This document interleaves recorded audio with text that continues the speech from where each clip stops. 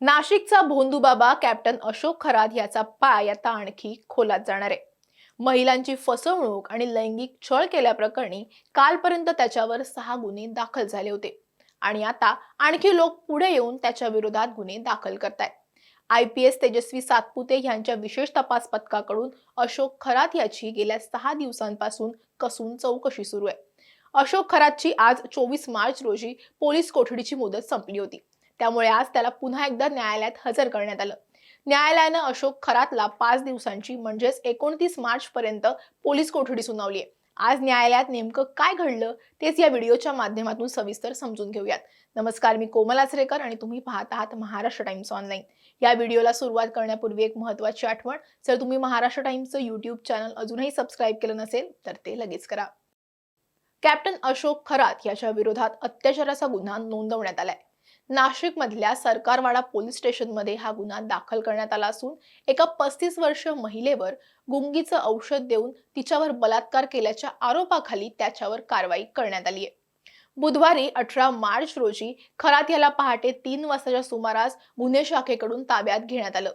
अशोक खरात हा सिन्नर तालुक्यातल्या मिरगाव येथील श्री ईशानेश्वर मंदिर ट्रस्टचा अध्यक्ष आहे। तो मर्चंट नेव्हीतून निवृत्त झालाय आणि गेल्या काही वर्षांमध्ये कॉस्मॉलॉजी एक्सपर्ट आणि अंकशास्त्रज्ञ म्हणून तो नावारूपाला आला। अनेक बडे राजकीय नेते, सेलिब्रिटी आणि उद्योजक त्याच्याकडे मार्गदर्शनासाठी जातात आणि त्याला अटक झाल्यामुळे आता एकच खळबळ उडाली आहे। आतापर्यंत अशोक खरातच्या विरोधात 6 तक्रारी दाखल झाल्यात आणि त्यातल्या 5 महिलांनी तर 1 फिर्याद पुरुषांना दिली आहे। अशोक खरात प्रकरणी नाशिक जिल्हा न्यायालयात सुनावणी पार पडली आणि अशोक खरात याला पोलिसांनी आणण्याआधीच कोर्टरूम मध्ये वकिलांनी गर्दी केली होती। या प्रकरणी सरकारी वकील म्हणून अजय मिसर यांची नियुक्ती करण्यात आली आहे, त्यामुळे ते सुद्धा कोर्टात दाखल झाले। कोर्टात आरोपी अशोक खरात याच्या नावाचा पुकारा करून 10 मिनिटं झाली तरी तो कोर्टात दाखल झाला नव्हता। कोर्ट परिसरातील पोलिसांचा बंदोबस्त आरोपीच्या सुरक्षेसाठी वाढवण्यात आला आणि पोलिसांच्या गराड्यात 3 वाजून 50 मिनिटांनी अशोक खरातला तोंडावर काळा फडका बांधून नाशिक सत्र न्यायालयात आणण्यात आलं। खरातला कोर्टात आणण्यापूर्वी त्याची जिल्हा रुग्णालयात वैद्यकीय तपासणी सुद्धा करण्यात आली होती। सुनावणी दरम्यान SIT अधिकारी किरण कुमार सूर्यवंशी यांनी न्यायालयात तपासाची माहिती मांडली आणि त्यात त्यांनी अनेक धक्कादायक बाबी उघड केल्या।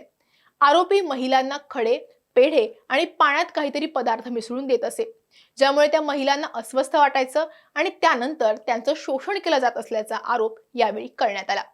सरकारी वकिलांनी आरोपीच्या फार्म हाऊस मधून 6,53,000ची रोकड, लॅपटॉप, काळ्या रंगाचा राजमुद्रा असणारा रिव्हॉल्वर जप्त केल्याचं सांगितलं। या रिव्हॉल्वर मधली 31 कारतूस त्यातली 5 कुठेतरी गायब झालीत, त्यामुळे नरबळीचा संशय आहे। हा 67 वर्षांचा आणि तो 30 वर्षाच्या मुलीचा लैंगिक छळ करतो, ह्यावरून त्याची मानसिकता काय आहे हे लक्षात येतं असं म्हटलंय। पीडित महिलांची संख्या ही दिवसेंदिवस वाढतेय। 67 वर्षांचा आरोपी 30 वर्षाच्या मुलीवर अत्याचार करतानाचे पुरावे समोर आलेत। खरात याच्या घरात राजमुद्रा आणि अनेक मालमत्तेची कागदपत्र सापडली। त्याने संमोहनाच्या जाळ्यात ओढून अनेकांना आर्थिकरित्या फसवलंय। अघोरी कृत्य प्रतिबंधक कायद्यानुसार त्याच्यावर कारवाई सुरू असून या गुन्ह्याची पाळमुळं शोधण्यासाठी पोलीस कोठडीची मागणी करण्यात आली आहे। अशोक खरात हा स्वतःला सिद्ध पुरुष सांगत लोकांची फसवणूक करत होता, असा आरोपही यावेळी करण्यात आलाय।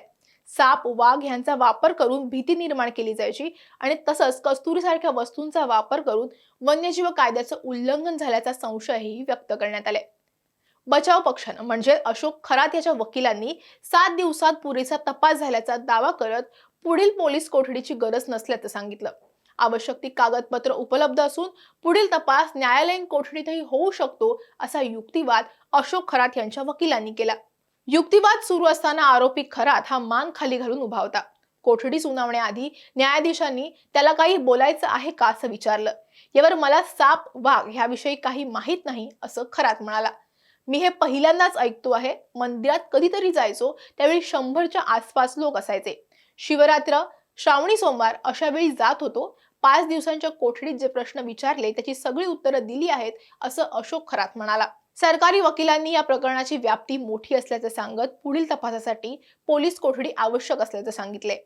ईशानेश्वर मंदिरातील विधी, आर्थिक व्यवहार आणि इतर गंभीर बाबींचा तपास अजून बाकी असल्याचं सांगत त्यांनी आणखीन कोठडी वाढवून मागितली।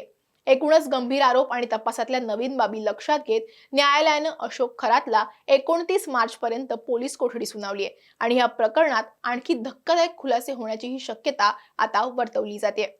हा व्हिडिओ तुम्हाला कसा वाटला ते कमेंटमध्ये सांगा. आवडला असेल तर लाईक आणि शेअर करा. असेच व्हिडिओ पाहण्यासाठी महाराष्ट्र टाइम्सचं YouTube चॅनल सबस्क्राईब करा.